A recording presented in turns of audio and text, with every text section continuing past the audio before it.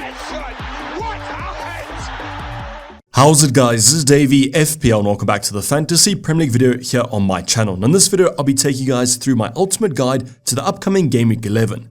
So Game Week 11 might not be the most exciting game week. I had this wildcard in Game Week 10, and I'm looking to make a transfer for upcoming game week. But don't worry, there are a few talking points that might be relevant to you guys. So those talking points are going to contain Pedro Neto replacements. We'll be going over the usual talking points, the stats review, and the Campsy debate. But I think the biggest thing about Game Week 11 is it is quite subjective. So if you guys have any talking points you want me to cover or answer, comment them down below and I'll try to get back to you as soon as possible. But if you guys are still interested to see the usual talking points as well as those Pedro Neto replacements, sit back, relax, and let's get straight into it. So as always in these ultimate guides, I'm going to start off with the stats review. One of the most integral parts of my decision making is the stats review, and that's why I think it's going to be super useful for you guys. Now if you guys are new to the ultimate guides, I'll be going over the attacking stats and the defensive numbers, going over the top 6 sides and the bottom 6. So in terms of the top 6 and the bottom 6, you guys target them for different reasons. For example, let me showcase the attacking numbers. The first team, let's go over the attacking teams. So on the left hand side, you guys can see Liverpool, Newcastle, Spurs, Everton, Man City, and finally Brighton are the 6 best attacking sides according to XG on penalty per 90 minutes. So now I know there are some teams here that are slightly unusual. For example, Everton, probably won't expect them to be in the top 6 attacks, but their attacking numbers are actually pretty decent. Liverpool and Newcastle are currently tied at the number 1 spot. So if you guys want to target some very good attackers, the Liverpool and the Newcastle assets are pretty decent. Other than that though, the Spurs, Man City, and Brighton ones, you guys can't go wrong with them. And that's what we spoke about, is it actually worth taking out a Spurs player for an Arsenal one when Arsenal aren't even in the top 6? I'm still holding thumbs for maybe an Adringa masterclass on the weekend. Brighton are still putting up some good numbers, and they kind of have to as the defensive numbers are pretty terrible. If you guys have followed the kind of stats throughout the season, you'll know that Man City haven't been in the top 6 for quite a while now, but they've crept in at number 5 after a strong performance on the weekend against rivals United. But the top 6 sides, I guess you want to go for them, but also just make sure that your players have good attacking numbers. And just because the team has good stats doesn't mean the player does. Now let's go over the bottom 6 teams, and you guys will target these for the kind of defensive numbers. If your defenders are facing these sides, the chance of a clean sheet should be quite high. And the 6 teams are going to be Sheffield United, Burnley, Forest, Luton, Crystal Palace, and finally Fulham. So all these sides, unfortunately, this season haven't been finding their attacking boots. You guys can see from the XG per 90 minutes, they've got 0.65 to start off with. That increases slightly to Burnley with 0.87, and then we get to the 1.0s from Nottingham Forest down to Fulham. So these 6 sides you guys should be targeting for those defensive numbers as mentioned. I'm not saying they guarantee clean sheets, but the chance of one should be pretty high.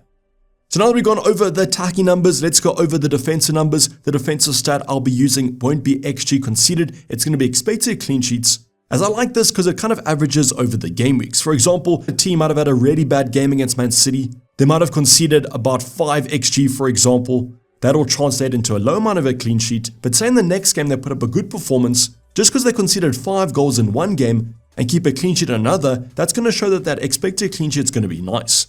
So just let me know if you guys don't understand what I'm saying there. I'll be happy to explain it in the comments down below.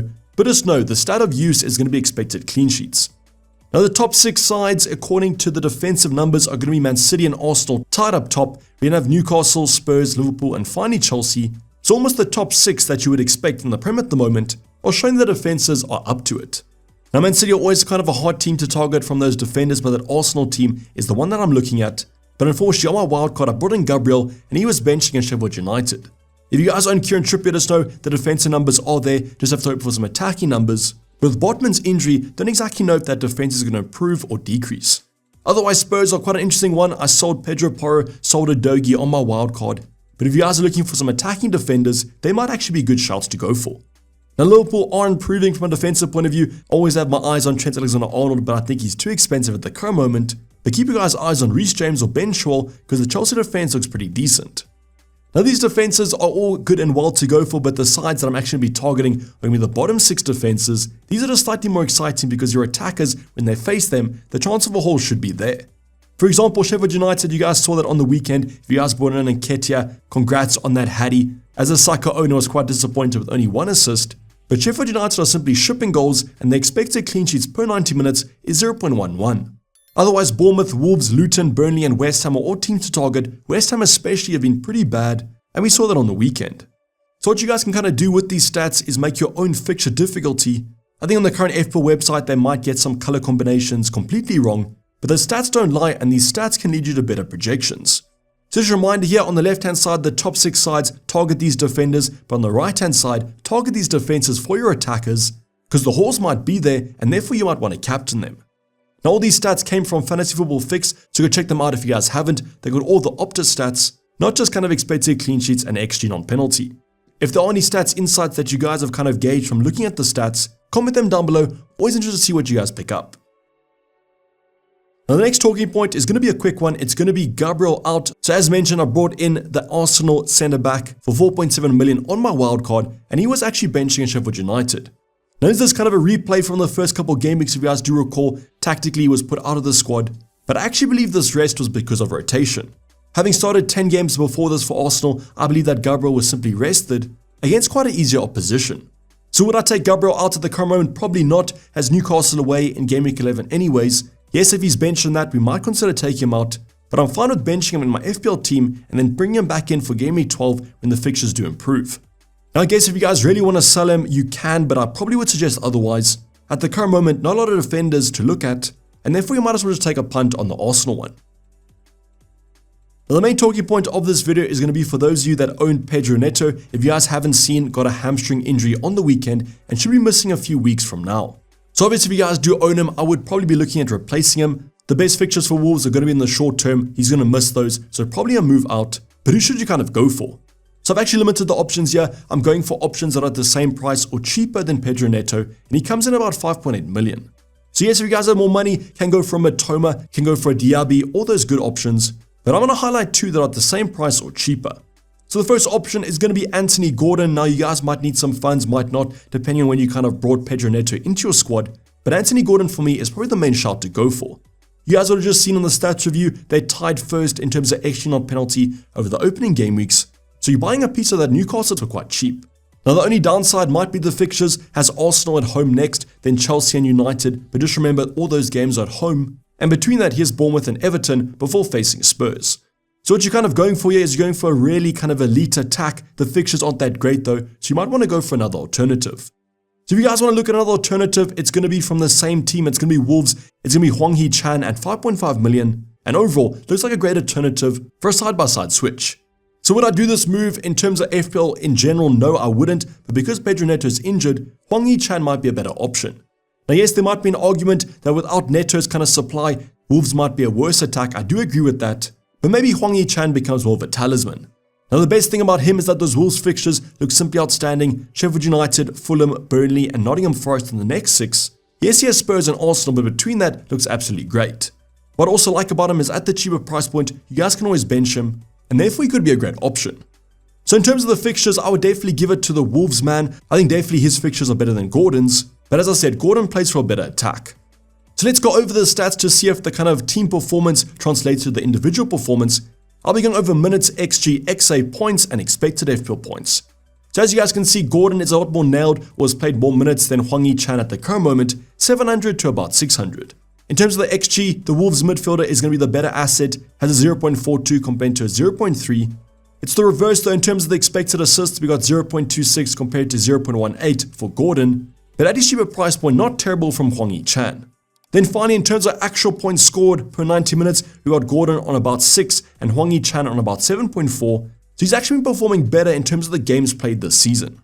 However, when we do look at expected FPL points, it's 5.3 compared to 5.7. But just remember, Hwang Hee-chan's played less minutes, and that's usually an expectation when options played less minutes.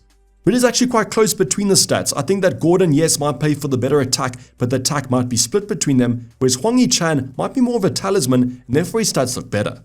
So on paper, if I was to take a punt, I actually am looking at Hwang Hee-chan. I just believe those Wolves fixtures are too hard to ignore. And I mean, you are punting on Pedro Neto anyways, so why not go for the same team?